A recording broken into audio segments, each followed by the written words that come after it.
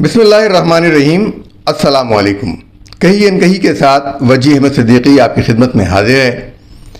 आज का मौजू है सुप्रीम कोर्ट ऑडिट क्यों नहीं कराते, और उनसे अगर कोई ऑडिट रिपोर्ट मांगता है तो वो कहते हैं कि हमें इस्तिस्ना हासिल है। सुप्रीम कोर्ट के अखराजात कौन कर रहा है, किस तरह कर रहा है, इसका हिसाब किताब पार्लियामेंट को और उन इदारों को क्यों नहीं दिया जाता जो इसकी ज़रूरत महसूस करते हैं।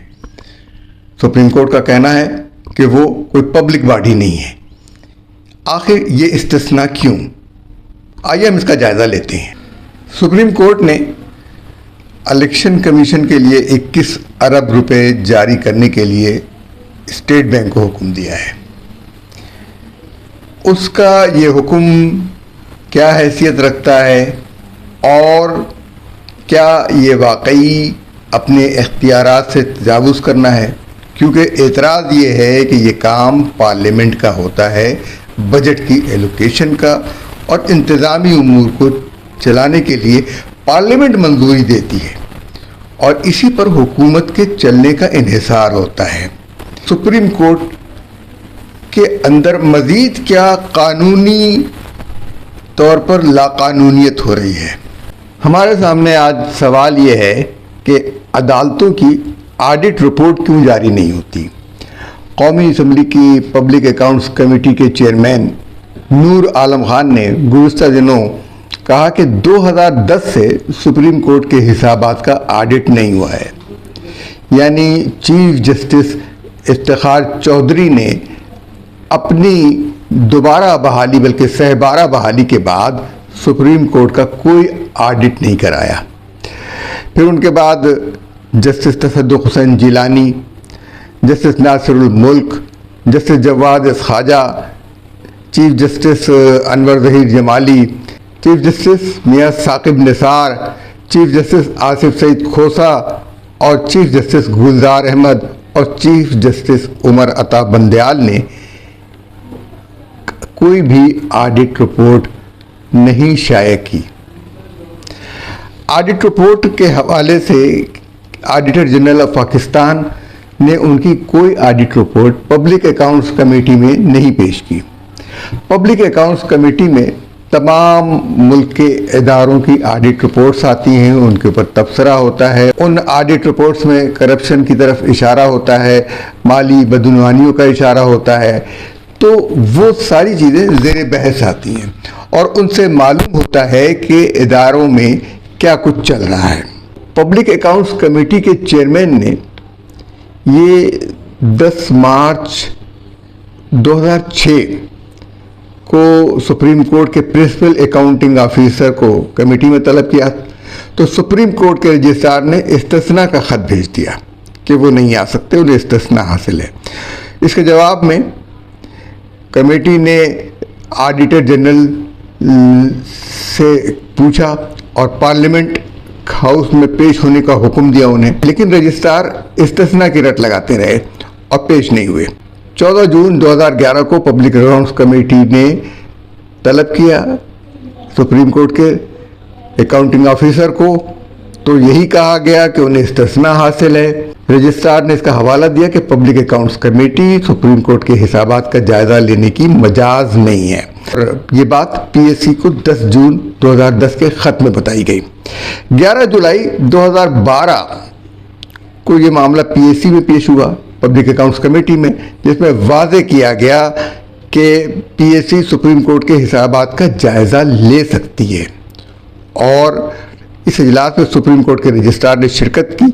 पब्लिक अकाउंट्स कमेटी के चेयरमैन नदीम अफजल गोंदल ने 20 दिसंबर 2012 को लिखा था कि ये मामला असम्बली में बहस करके हल किया जाए और दोनों इदारों के दरमियान कोई कशीदगी ना हो, कोई टकराव ना हो, कोई तसादुम ना हो।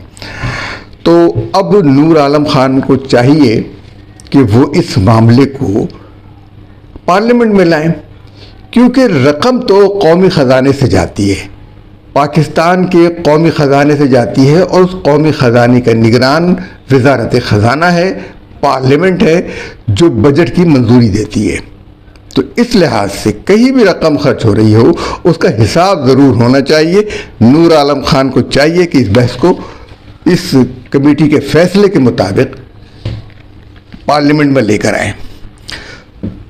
सुप्रीम कोर्ट के जजों की और अमले की तनख्वाहों के बारे में नूर आलम ने खुद इस बात का इजहार किया है कि ये किस तरह ये लोग अपनी तनख्वाहों में इजाफा करते रहे, किस कानून के तहत ये पेंशन और मराहत हासिल कर रहे हैं। और IMF हमारे सारे मामलात में शफाफियत चाहता है, लेकिन सुप्रीम कोर्ट के माली मामलात में कोई शफाफियत नहीं है।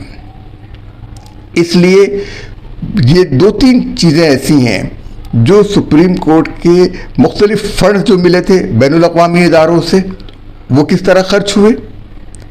ख़ास करके एशियन डेवलपमेंट बैंक का प्रोग्राम था, वो उसकी रकम कहाँ खर्च हुई, किस तरीके से खर्च हुई। और दूसरी ये कि डैम फंड जो लिया गया था वो कैसे खर्च हुई, वो कहाँ गया रकम, उसका ऑडिट क्यों नहीं है। इस हवाले से नूर आलम का ये मुतालबा बिल्कुल दुरुस्त है कि ऑडिट होना चाहिए और कोई इस्तिस्ना हासिल नहीं है। इस माली मामले में कोई इस्तिस्ना हासिल नहीं है, क्योंकि अगर अदालत शफाफ नहीं होगी, उसके मामला शफाफ नहीं होंगे, तो लोग क्यों अदालत की तरफ आएंगे। और अब भी हमारे लोग अदालत की तरफ नहीं जाते, बावजूद इसके कि कई हज़ार मुकदमात पेंडिंग में पड़े हुए हैं। हमारी अदलिया दुनिया में इंसाफ के हवाले से निचले तरीन दर्जे में है, और इसमें हाई कोर्ट्स और सुप्रीम कोर्ट्स दोनों शामिल हैं। ट्रांसपेरेंसी इंटरनेशनल पाकिस्तान ने सुप्रीम कोर्ट को ख़त लिखा था कि 2022 में, सितंबर 2022 में, और उस ख़त में उन्होंने ऑडिट रिपोर्ट मांगी थी। ये वो ख़त है जो ट्रांसपेरेंसी इंटरनेशनल ने लिखा था। इस पर ट्रांसपेरेंसी वालों को जवाब दिया गया कि आपको ये इस्तेहकाक हासिल नहीं है कि आप जो है हमसे ये चीज़ तलब करें, क्योंकि आपने पब्लिक इंफॉर्मेशन एक्ट 2017 का उसका हवाला दिया है, तो वो कानून सुप्रीम कोर्ट पर उसका इतलाक नहीं होता। पब्लिक बॉडी नहीं है सुप्रीम कोर्ट, इसलिए हम नहीं जवाब देंगे आपको। और जस्टिस नासिरा इकबाल ने ट्रांसपेरेंसी इंटरनेशनल की जानिब से लिखा था, ये जस्टिस नासिरा इकबाल और यास्मीन लारी ने इस इदारे के सरबराह के तौर पर, यानी जस्टिस नासिरा इकबाल जैसे कानूनदान को ये बताया गया कि हम आपको सुप्रीम कोर्ट के ऑडिट रिपोर्ट तक रसाई नहीं देंगे। ये बैनुल अक़वामी इदारा है, बैनुल अक़वामी इदारे के लिए काम करता है, उसको ये जवाब दिया। आज 2 अहम खबरें हैं, अदालतों से मुताल्लिक़ हैं। सुप्रीम कोर्ट की मुतनाज़ा बेंच जो है उसने तो स्टेट बैंक को इलेक्शन के लिए 17 अप्रैल तक इलेक्शन कमीशन को ये रकम अदा करने का हुक्म दिया है। दूसरी खबर यह कि इस्लामाबाद हाई कोर्ट ने 10 करोड़ रुपए, 100 मिलियन रुपए कौमी ख़जाने में वापस कर दिए हैं, जबकि लाहौर हाई कोर्ट ने गैर इस्तेमाल शुदा 128 मिलियन रुपए यानी 12 करोड़ 80 लाख रुपए अपने 1860 मुलाजमीन में बांट दिए हैं, यानी खुद ही बांट लिए अपने आपस में। वो रकम इस्तेमाल नहीं हुई थी, तो बजाय इसके कि अभी मुद्दत ख़त्म होती माली साल की, उन्होंने बांट लिए। और इसका उन्हें इस्तेहकाक था या नहीं था हम ये नहीं जानते, लेकिन ये कोई तरीक़ाकार नहीं है कि इस वक्त मुल्क मुश्किल में है और अदालतें जो हैं आपस में रकम बांट रही हैं। 1860 मुलाजमीन को जब ये रकम मिली है तो हर एक को तकरीबन 70,000 के करीब या 69,000 के करीब इजाफी तनख्वाह मिली है, इजाफी माल मिला है। इन्हें सिर्फ इस्लामाबाद हाई कोर्ट का किरदार मिसाली है और उनकी कार्रवाई कानून और आइन के मुताबिक नज़र आती है। इस्लामाबाद हाई कोर्ट के चीफ जस्टिस ने अपने बजट में कटौती का फैसला किया है, क्योंकि मुल्क की इक़्तिसादी हालत इस बात का तकाजा करती है कि ये रकम कौमी ख़जाने को वापस कर दी है। इस्लामाबाद हाई कोर्ट इससे कबल 1 करोड़ 10 लाख रुपए की रकम कौमी ख़जाने में जमा करा चुका है, यानी ये इजाफी रकम थी जो उन्होंने जमा कराई।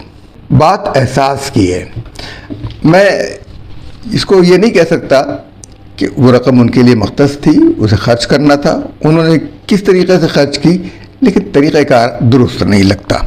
इस वक्त जबकि आम लोगों के लिए 2 वक्त की रोटी मुश्किल है, हाई कोर्ट अपने एक एक मुलाजिम की तनख्वाह के अलावा 69,000 रुपये इजाफी दे रहा है। लाहौर हाई कोर्ट के जजों और मुलाजमीन की तनख्वाहें पहले ही लाखों रुपए में हैं। उनकी कम से कम तनख्वाह भी किसी की लाख के करीब ज़रूर पहुंचती है। इस पर मज़ीद रकम का खर्च कौमी ख़जाने पर बोझ नहीं तो क्या है। यानी कौमी ख़जाना वैसे खाली है, IMF के तकाज़े हैं, कर्ज़े अदा करने हैं, फ़ॉरेन रिज़र्व है नहीं। तो अदालत की कारकर्दगी का आलम यह है कि लाखों मुकदमात जो हैं इन अदालतों में ज़ेर इल्तिवा हैं, जिनकी वजह से हज़ारों अफराद जो हैं वो कैद खानों में इसलिए कैद हैं कि उन पर जुर्म साबित नहीं हुआ है। इसलिए कैद हैं कि उन पर अभी जुर्म साबित नहीं हुआ है और वो अपने ना करदा गुनाहों की और जुर्म की सज़ा वो भुगत चुके हैं। अब वो करदा था या ना करदा, लेकिन सज़ा तो जो कैद की थी वो मुद्दत से गुज़र चुकी है। जो तय होती है, जो सज़ा दी जाती है, वो सज़ा वो सिर्फ मुकदमे की सूरत में काट चुके हैं। तो बहसियत मजमूई हमारी आला अदालतों को सियासी मुकदमात सुनने से फुर्सत मिले तो वो इन इंसानी बुनियादों पर कायम होने वाले मुकदमात की समाअत करें। सुप्रीम कोर्ट का मामला ये है कि वो कानूनी और आईनी तौर पर किसी मालियाती इदारे को ये हुक्म नहीं दे सकती कि ये रकम उस इदारे को अदा करे, चाहे कि किसी इदारे पर किसी दूसरे इदारे की अदायगी वाजिब हो और वो उसे अदा नहीं कर रहा हो। जैसे के इलेक्ट्रिक सुई गैस की अदायगी न कर रहा हो तो सुप्रीम कोर्ट और कोई भी अदालत ये हुक्म दे सकती है कि उस इदारे की अदायगी की जाए, क्योंकि कानून के तहत उस इदारे को जिसने इस्तेमाल किया है के इलेक्ट्रिक को सुई गैस की अदायगी करनी है। सुप्रीम कोर्ट भी के इलेक्ट्रिक को इसका हुक्म दे सकती है, लेकिन ये नहीं हो सकता कि कोई और मकसद हो। अभी इलेक्शन का मामला है तो ये पार्लियामेंट तय करती है कि ये रकम हम दे सकते हैं या नहीं दे सकते, हमें दीगर अखराजात करने हैं कि नहीं करने हैं, हम फला खर्च को रोक देते, तरक्याती फंड्स रोक दिए जाते हैं और रोज़मर्रा के मामला को चलाने के लिए फंड्स जारी किए जाते हैं। अगर सुप्रीम कोर्ट ये कहे कि नहीं आप वो चलाएं तो फिर रोज़मर्रा के फंड्स कैसे चलेंगे? ये हिसाब किताब का मामला है, ये सुप्रीम कोर्ट का काम नहीं है।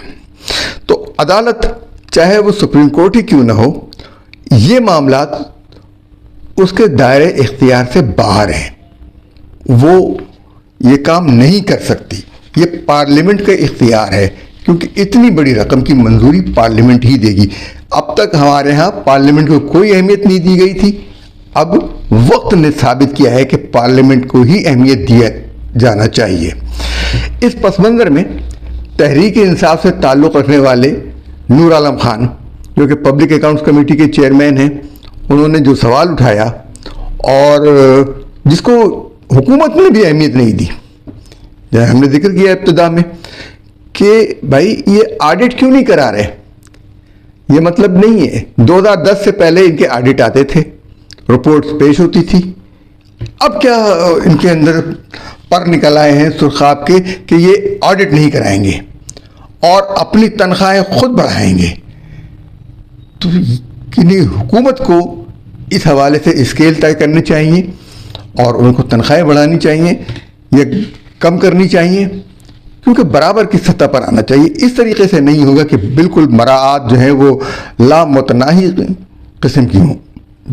15-15 लाख रुपए पेंशन हो तो आप सोचें कि तनख्वाह क्या होगी। ये एक मिसाल है। चीफ जस्टिस किस कानून के तहत ऑडिट नहीं करा रहे हैं और जो इस्तिस्ना किसने दिया है? उनको ये इस्तिस्ना पार्लियामेंट ने दिया है। पार्लियामेंट ही इस्तिस्ना देती है ना, तो पार्लियामेंट ने तो इस्तिस्ना नहीं दिया और ये पार्लियामेंट को ये अख्तियार नहीं कि वो स्टेट बैंक से पूछ सके। ये भी कि जो इन्होंने फंड्स लिए उन्होंने ये भी मना कर दिया कि पार्लियामेंट, स्टेट बैंक नहीं बताएगा सुप्रीम कोर्ट के हिसाबात के बारे में पार्लियामेंट को। और स्टेट बैंक को जो है वैसे इमरान खान ने IMF के हवाले कर दिया है, इस कदर खुद मुख्तार करके। उसकी खुद मुख्तारी वापस ली जाए, उसको खुद मुख्तार नहीं होना चाहिए, उसको हुकूमत के ज़ेर इंतज़ाम होना चाहिए, पार्लियामेंट के मातहत होना चाहिए, उसकी फिर कड़ी, वो आज़ाद नहीं हो सकता। स्टेट बैंक बिल्कुल आज़ाद नहीं हो सकता। स्टेट बैंक को हुकूमत के मातहत होना चाहिए, क्योंकि मालियाती मामलात हैं, हुकूमत मालियात का खर्च चला रही है, मुल्क का इंतज़ाम चला रही है, खर्च चला रही है, इसलिए स्टेट बैंक को वापस हुकूमत के ज़ेर इंतज़ाम मातहत होना चाहिए। इसलिए ये मालियाती तौर पर उसे आज़ाद नहीं होना चाहिए, क्योंकि फिर वो फैसले करेगा जो IMF चाहेगा।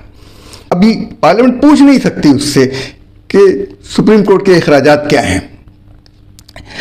नूर आलम खान के सवालात जो हैं वो ये कि मुल्क गरीब हो रहा है, लोग प्लाटों के पीछे पड़ रहे हैं, ये जजों की जो हाउसिंग सोसाइटियाँ थी उनके बारे में, और 2 इदारों को प्लाट मिल रहे हैं। भाषा डैम से कितने पैसे जमा हुए और खर्च हुए, डैम फंड के ऑडिट के लिए कहते हैं तो स्टेट बैंक हिसाब नहीं देता। स्टेट बैंक क्यों हिसाब नहीं देता? स्टेट बैंक को वापस लिया जाए, इस वक्त ज़रूरी यही है कि ये IMF की शर्त जो है ये हमारे मामलात में मदाखलत है। हमें वो माली मामलात में तो उन्होंने हर जगह हमें जलील करवा दिया है। इमरान खान ने ये सारी शराइत मानी थी ना, ये हकीकत है। इन शराइत को मान कर आए थे शौकत तरीन। और सुप्रीम कोर्ट ऑफ पाकिस्तान मुल्क के अंदर अपनी करप्शन पर कितना पर्दा डाल सकती है? यानी जो इनके साबिक जजों ने की हैं, जिनमें जस्टिस साकिब निसार हैं, जस्टिस गुलजार हैं और उमर अता बंदयाल हैं, ये सब लोग कहीं ना कहीं हिसाब देने से क्यों कतरा रहे हैं? अपना हिसाब दें।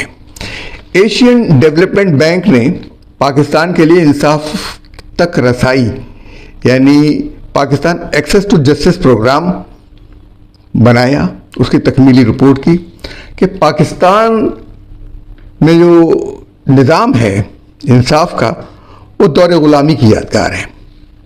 ये एशियन डेवलपमेंट बैंक कह रहा है। और पाकिस्तान की अदलिया फौजी आमिरों की कासा लेसी में मसरूफ़ रही है। उनके लीगल फ्रेमवर्क आर्डर को उनके लीगल फ्रेमवर्क आर्डर को आइन के मुतबादिल के तौर पर नाफिज करती रही है। कानून अंग्रेजी में जिसे मुल्क की अक्सरियत समझ ही नहीं सकती, यानी कानून का इतलाक़ होता है पाकिस्तानियों पर, गैर मुल्कियों पर अगर पाकिस्तान में है तब होता है, लेकिन गैर मुल्की कितनी तादाद में आते हैं। ये कानून पर का इतलाक़ होता है पाकिस्तानियों पर, लेकिन सारी कार्रवाई अंग्रेज़ी में होती है जो खुद आइन की खिलाफ वर्जी है, जैसे जवाद ख्वाजा इसको वाजे करके जा चुके हैं। 1998 में पंजाब में 1,06,000 अफराद पर एक जज था, और KPK में 93,000 पर, और सिंध और बलूचिस्तान में 73,000 पर एक जज था, और 2000 में 10 लाख मुकदमात ज़ेरे इल्तिवा थे। अब इनकी तफसीलात आती रहती हैं, बहुत कम होती हैं। एशियन डेवलपमेंट बैंक की रिपोर्ट जो है वो ये कहती है कि निचली अदालतों में जो शरह है करप्शन की बहुत ज़्यादा है। इस बिना पर एशियन डेवलपमेंट बैंक ने अदालती इस्लाहात के लिए, अदलिया को आज़ादी के लिए, अदलिया को मजबूत करने के लिए जो फंड्स दिए वो जिस तरह इस्तेमाल हुए हैं, वो $350 मिलियन, उनका कोई हिसाब नहीं है। ये रकम हमें कर्जे के तौर पर मिली थी, और ये कर्जा हमें 24 से 36 साल में अदा करना था, और जो बच्चा उस वक्त पैदा हुआ होगा वो 36 साल का होगा, तब जाकर उम्मीद है कि वो कर्जा अदा होगा, लेकिन हमें नज़र नहीं आता कि वो अदा होगा। जब ये मंसूबा पाकिस्तान के सामने पेश किया गया तो पाकिस्तान में डॉलर की शरह 51 रुपये थी, यानी 51 रुपये का $1 था। जब ये मंसूबा मंजूर हुआ तो डॉलर 83 रुपये का हो चुका था, और अब डॉलर 300 रुपये का हो गया है। तो हमारे ऊपर इस रकम का कर्जा जो है 97 अरब रुपए बन गया है। तो ये जो चीज़ें हैं हमारे सामने आ रही हैं कि चीफ जस्टिस साहब जो हैं वो ऑडिट नहीं कराते और पाकिस्तान के माली मामलात में मदाखलत करते हैं, पार्लियामेंट के इख्तियार पर डाका डालते हैं।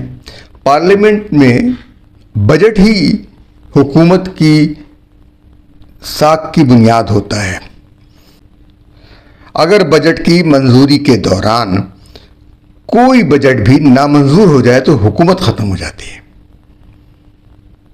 किसी भी इदारे का बजट अगर नामंजूर हो जाए तो हुकूमत ख़त्म हो जाती है। इसका मतलब है कि हुकूमत को अक्सरियत हासिल नहीं रही। मालूम ये होता है कि ये सारे का सारा इख्तियार, माली इख्तियार, मुल्क को चलाने का इख्तियार पार्लियामेंट को है और पार्लियामेंट मुल्क को काबीना के ज़रिए वज़ीर आज़म और उसकी काबीना के ज़रिए चलाती है।